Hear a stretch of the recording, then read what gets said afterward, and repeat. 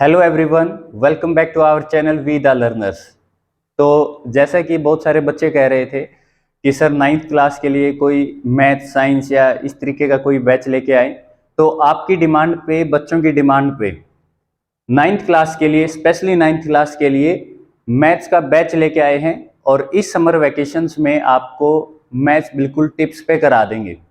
जो सीबीएसई ने आपको सिलेबस प्रेस्क्राइब किया है, मैं आपको बता दूं, 9th 10th 11th 12th चारों क्लासेस का सीबीएसई हमें सिलेबस प्रोवाइड करती है। और जैसा बोर्ड ने जो सिलेबस प्रेस्क्राइब किया है, जो बुक्स प्रेस्क्राइब की हैं, यानी कि एनसीईआरटी ये वाली जो बुक है आपकी, इसका एक एक कंसेप्ट बिल्कुल बेसिक से लेके टॉप लेवल तक, एग्जाम्पल, एक एक क्वेश्चन, एक्सरसाइज, हर चीज को हम कवर करेंगे, एक एक इंपॉर्टेंट डेफिनेशन को इस बैच में।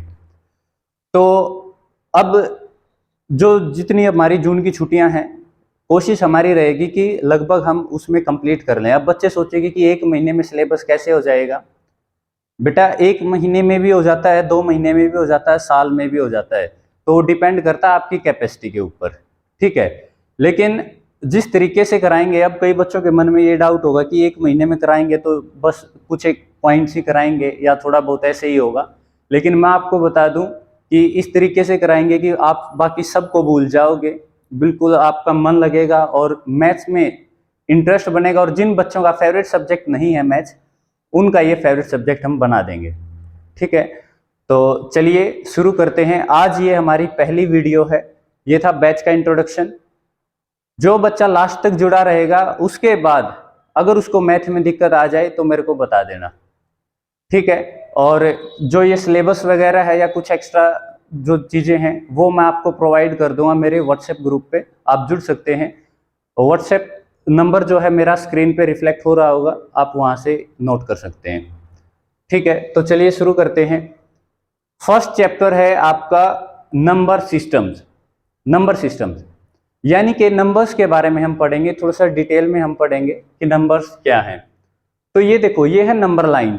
आपको पहले ही पता है, प्रीवियस क्लासेस में हम इन सब के बारे में पढ़ चुके हैं, ठीक है। हाँ, एक बात और, अगर आपको कोई भी दिक्कत है, 24/7 आपको सपोर्ट मिलेगा। कोई भी दिक्कत है, आप फोटो क्लिक कीजिए, मेरे पास भेजिए, कमेंट बॉक्स में लिख सकते हैं। आपको 24/7 सपोर्ट मिलेगा, तुरंत आपको उसका जवाब मिल जाएगा, तुरंत आपका डाउट क्लियर किया जाएगा। घबराने की बिल्कुल जरूरत नहीं है। जिसको मैथ नहीं आता उसको भी मैथ सिखा देंगे, ठीक है।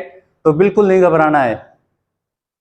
चाहे जो जो बच्चा फेल होता है उसको भी टॉपर बना देंगे, घबराना नहीं है बिल्कुल भी, ठीक है।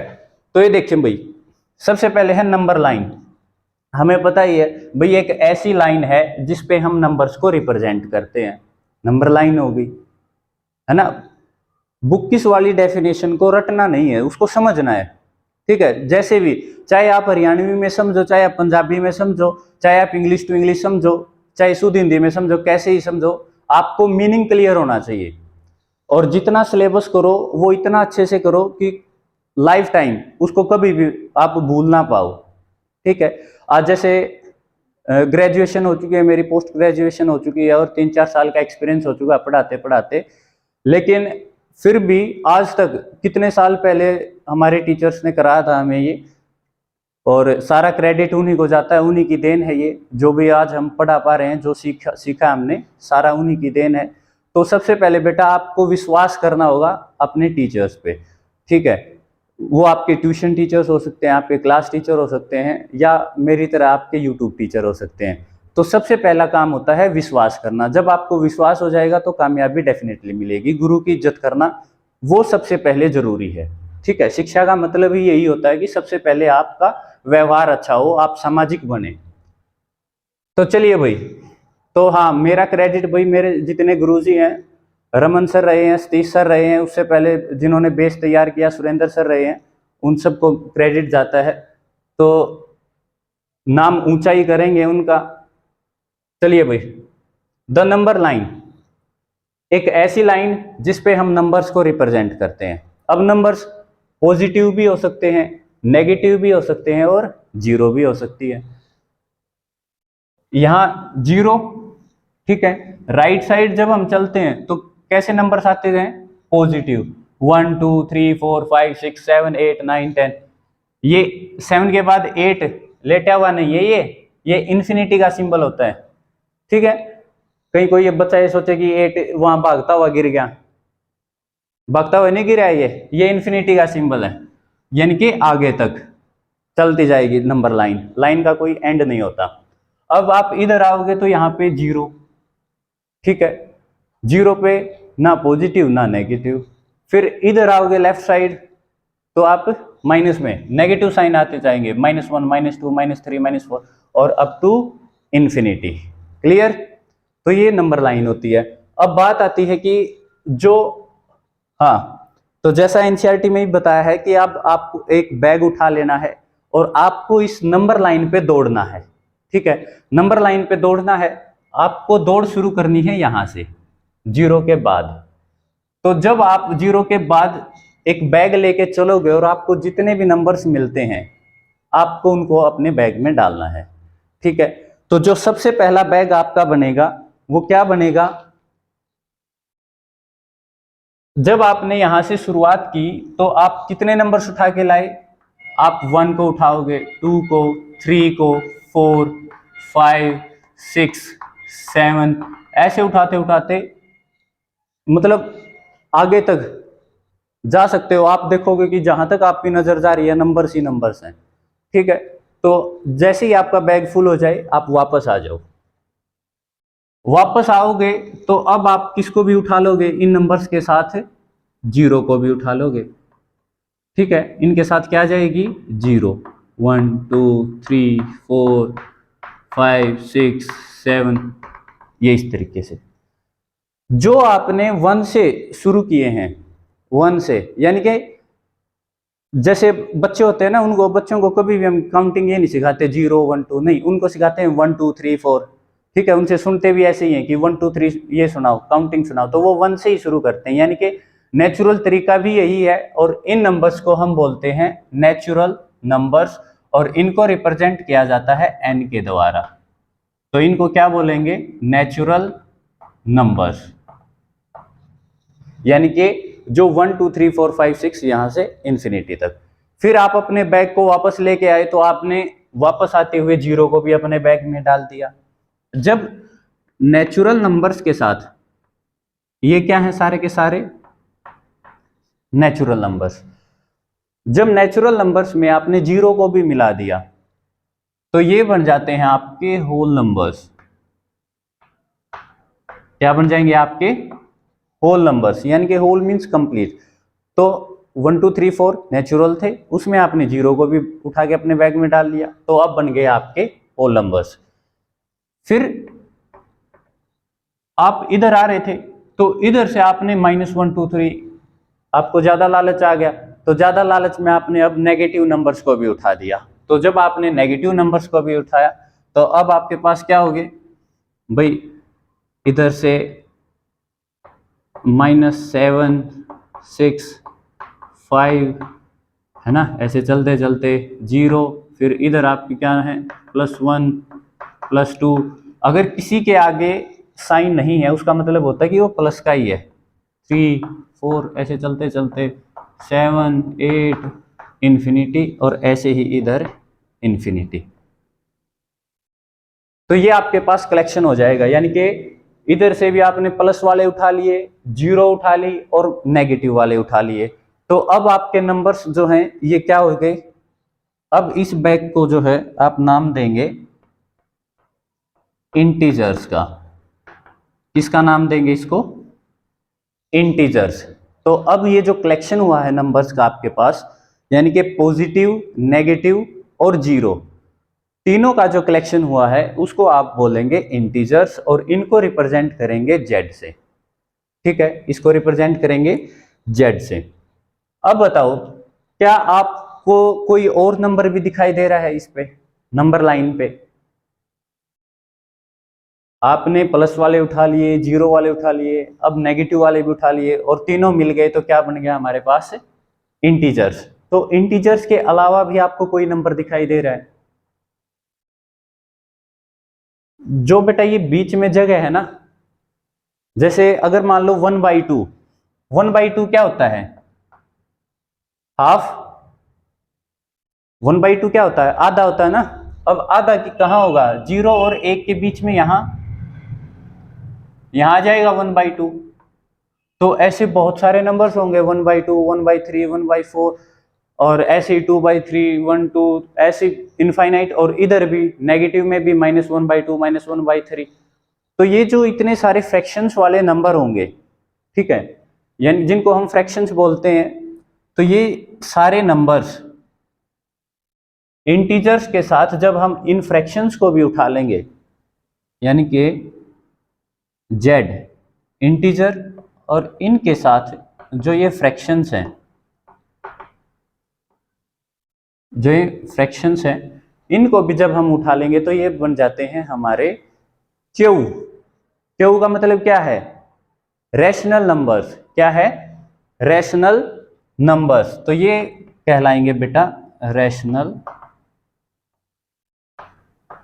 नंबर्स। यानी कि जब इंटीजर्स के साथ आपने, देखो रैशनल नंबर्स में सारे नंबर आ गए, 1, 2, 3, 4, ये भी, नेगेटिव वाले भी, जीरो भी, और इनके साथ जो इनके बीच में है फ्रैक्शंस वाले 1/2, 1/3, ये सारे फ्रैक्शंस वाले जब ये मिल जाते हैं तो हमारे पास क्या बन जाता है? कलेक्शन बन जाता है नंबर्स का, जिसको हम बोलते हैं रैशनल नंबर्स। रिप्रेजेंटेशन कैसे है उसकी? क्यू से। ठीक है, रिप्रेजेंटेशन किससे होगी उसकी? Q. Q means rational numbers. ठीक है, तो ये हो गए बेटा रैशनल नंबर्स हमारे पास। अब आप बोलोगे सर जीरो रैशनल नंबर है क्या? हमने डेफिनेशन क्या पढ़ते हैं? रैशनल नंबर्स को हम डिफाइन करते हैं कि एक ऐसा नंबर जिसको हम p/q की फॉर्म में लिख सकते हैं। p/q, और p और q क्या है? p and q are integers. Integers हमने पढ़ लिया भाई, क्या होते हैं? Positive, negative, zero. तो p और q क्या है? कोई भी ऐसे नंबर हो सकते हैं जो इंटीजर्स हैं। दूसरी कंडीशन है कि q जो है ना वो जीरो के इक्वल नहीं होना चाहिए। तो ऐसे नंबर्स को हम बोलते हैं रैशनल नंबर्स। ठीक है, अब रैशनल नंबर्स आप बोलोगे सर जीरो, जीरो कैसे रैशनल नंबर है? भाई देखो, जीरो को मैं 0/1 भी तो लिख सकता हूं। अब यहाँ पे p की वैल्यू क्या होगी मेरी? 0। q की वैल्यू क्या हो गई? 1। क्या q 0 के इक्वल है? नहीं है। तो दोनों कंडीशन सेटिस्फाई होगी। p 0 है, q 1 है। 0 और 1 दोनों क्या है? इंटीजर्स, यानी कि p q इंटीजर्स हैं, q 0 के इक्वल भी नहीं है। तो 0 भी क्या हो जाएगा? हमारा एक रैशनल नंबर। क्लियर? ऐसे ही 1 को आप क्या लिख सकते हो? 1 इज इक्वल टू 1/1 लिख सकते हो। 2 को 2/1 लिख सकते हो। ठीक है, डिनोमिनेटर में 1 लिखने से कोई अंतर आता ही नहीं। तो ये सारे क्या हो जाएंगे? हमारे रैशनल नंबर्स। तो अब नंबर लाइन पे फिर से वापस आ जाओ। क्या अब कोई और नंबर भी रहता है यहाँ पे? बिल्कुल रहता है। ठीक है, उन नंबर्स के बारे में हम पढ़ेंगे नेक्स्ट वीडियो में। ठीक है, अदरवाइज ज्यादा कॉम्प्लेक्स हो जाएगा, जिनको हम बोलेंगे इरेशनल नंबर्स। अब बात आती है बेटा इक्विवेलेंट रैशनल नंबर्स की। ठीक है, equivalent rational numbers. Equivalent rational numbers. अब इक्विवेलेंट रैशनल नंबर्स कौन से होते हैं? जिनकी वैल्यू आपस में इक्वल होती है। जैसे कि मान लो ये लिख दिया मैंने 2/4, 1/2, 6/12, इनको हम बोलेंगे इक्विवेलेंट, यानी कि ये आपस में इक्वल हैं। कैसे इक्वल हैं? जब आप देखो इसको कट करोगे, 2 1 जा 2, 2 2 जा 4, 6 1 जा 6, 6 2 जा 12। तो फाइनली आंसर क्या आ रहा है हमारा? 1/2। तो इनको बोलते हैं इक्विवेलेंट रैशनल नंबर्स। ठीक है, अब जब भी रैशनल नंबर्स का जिक्र हो तो आप उनको इस तरीके से नहीं लिखेंगे। तो रैशनल नंबर्स की डेफिनेशन को थोड़ा सा और डीपली हम करते हैं, तो उसमें क्या आ जाएगा कि रैशनल नंबर्स का जब भी जिक्र होगा तो p और q इंटीजर्स होंगे। इंटीजर्स के साथ साथ हम इनको को प्राइम नंबर्स की फॉर्म में लेंगे। इसकी फॉर्म में लेंगे को प्राइम। अब बात आती है भाई को प्राइम नंबर्स क्या होते हैं। को प्राइम